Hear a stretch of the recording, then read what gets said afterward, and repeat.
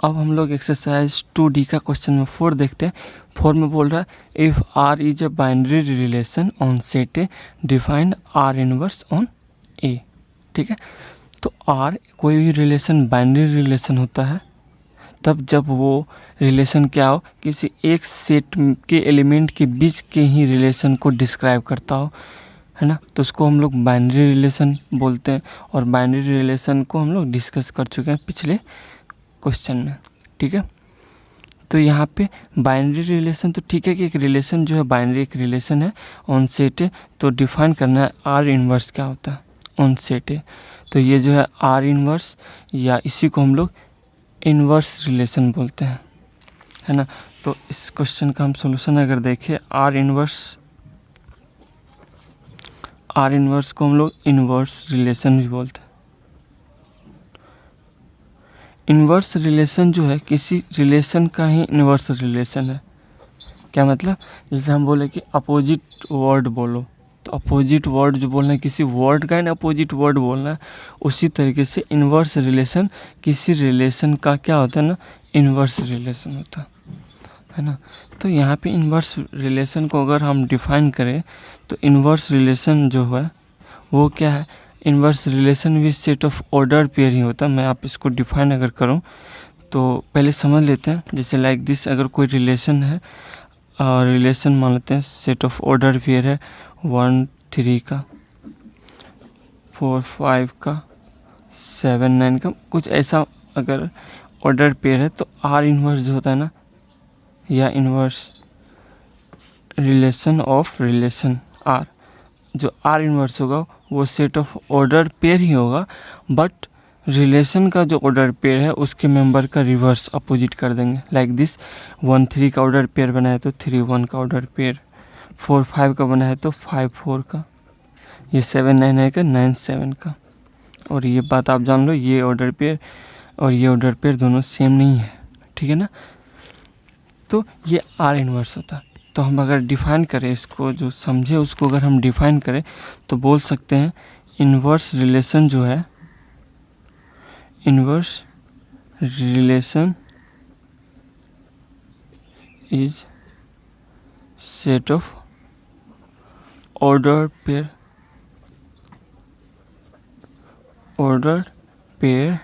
और ये जो ऑर्डर पेयर है विच इज ऑब्टेन्ड होता है बाय रिवर्स कर देते हैं, by reversing the member of ordered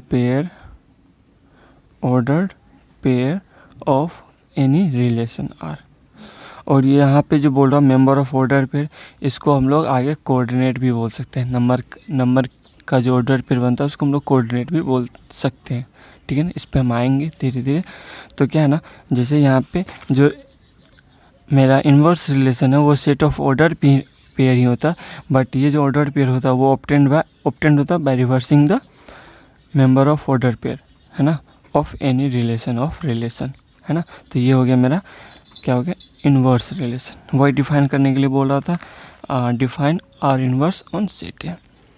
अब क्या बोल रहा है, लेट आर जो है रिलेशन जो है सेट ऑफ ऑर्डर पेयर है ए बी का, where A B belongs to W4 यहाँ पे दिया हुआ, W is the set of whole number, W whole number है।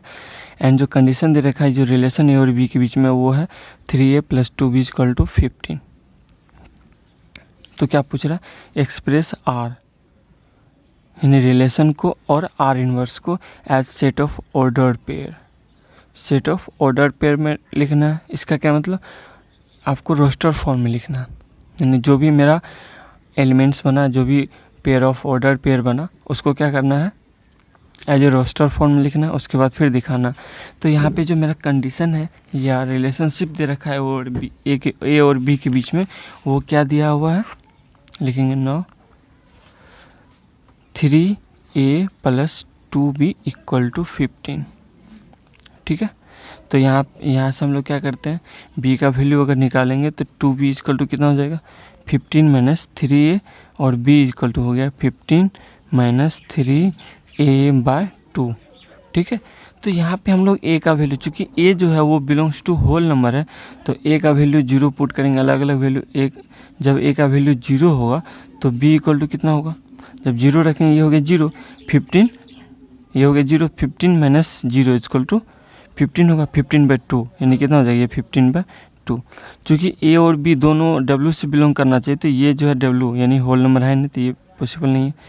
जब a का वैल्यू 1 रखेंगे तो b इक्वल टू कितना हो जाएगा, ये हो गया 3 × 1, 3, 15 माइनस 3 इक्वल टू कितना होगा, 12, 12/2 इक्वल टू हो गया 6, ठीक है, ये पॉसिबल है।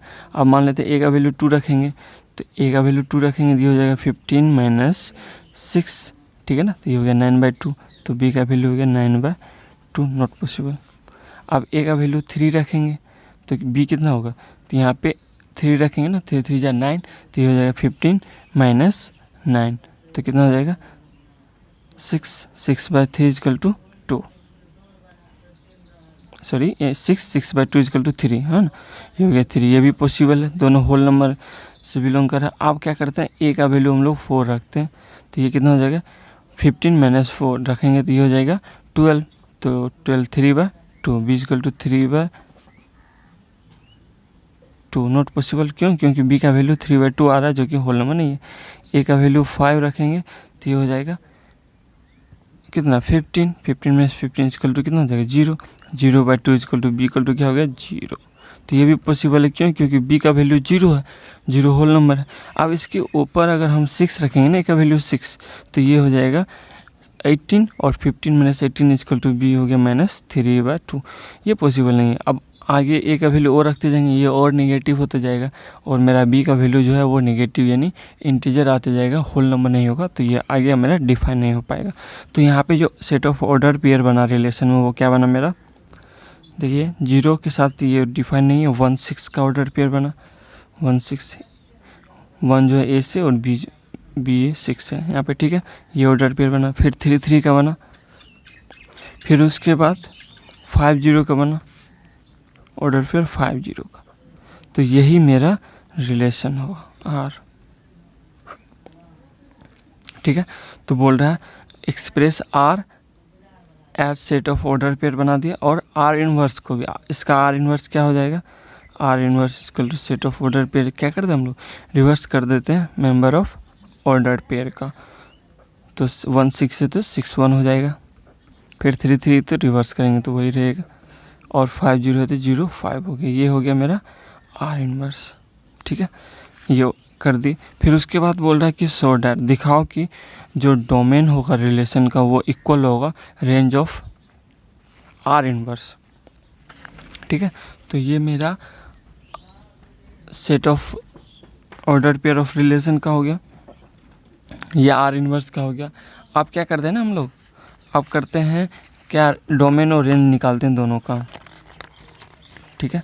तो यहाँ पे देखते हैं हम लोग डोमेन निकालते हैं किसका, डोमेन ऑफ रिलेशन का। तो डोमेन क्या होता है, सेट ऑफ फर्स्ट मेंबर या coordinate of each order pair, तो यहाँ पे 1 3 5, तो ये हो जाएगा 1 3 5, और रेंज होगा ना, रेंज क्या हो जाएगा इक्वल टू ये 6 3 0, आप समझ रहे हो, 6 3 0 का सेट हो गया, ठीक है। ये हो गया डोमेन और रेंज किसका, रिलेशन का। एंड आप क्या करते हैं, डोमेन निकालते हैं किसका, R इनवर्स का। तो R इनवर्स का डोमेन हो गया 6 3 0, 6 3 0, ठीक है। और रेंज जो हो जाएगा, रेंज R इनवर्स का वो क्या हो जाएगा, रेंज यहाँ पे 1 3 5, 1 3 5, 1 3 5, ठीक है। तो आप क्या कर रहे हैं ना, आपको दिखा रहा है so that domain of relation equal to range of relation. तो यहाँ पे क्या करेंगे हम लोग, ये लिखने के बाद अब आगे लिखेंगे, ठीक है, यहाँ तक हो गया। उसके बाद आपको यहाँ से लिखना होता है, ठीक है। यहाँ के बाद यहाँ तक कंप्लीट करने के बाद इसके बाद हम लोग यहाँ लिखते हैं, लिखेंगे हियर, क्या दिखाना आपको, फर्स्ट में domain of R equal to कितना है, डोमेन ऑफ रिलेशन वो सेट ऑफ 1 3 5 एंड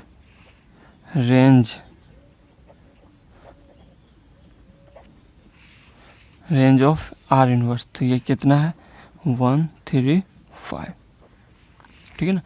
तो डोमेन ऑफ रिलेशन निकाल दिए और रेंज ऑफ आर इनवर्स दोनों निकाल दिए। तो हम कह सकते हैं हियर जो डोमेन, सॉरी यहाँ पे हियर नहीं, यहाँ पे 9 लिखते हैं, यहाँ पे 9 डोमेन ऑफ रिलेशन कितना, तो यहाँ पे हियर लिखना सुटेबल लग रहा है।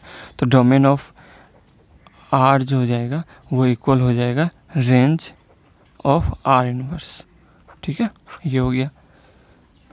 उसी तरीके से अब दिखाना है क्या, अब दिखाना है range of relation equal to domain of R inverse. तो देख लीजिए उसी तरह से आप क्या करोगे, यहाँ पे देखिए रेंज ऑफ आर ये है और डोमेन ऑफ आर इनवर्स, ये दोनों क्या इक्वल है। तो आप लिख सकते हो अल्सो डोमेन, नहीं रेंज दिखाना, यहाँ पे रेंज ऑफ रिलेशन, तो यहाँ पे लिखेंगे अल्सो रेंज जो है रिलेशन का वो इक्वल है डोमेन ऑफ आर इनवर्स, ठीक है। तो इस तरह से ये मेरा कंप्लीट हो गया क्वेश्चन नंबर 4।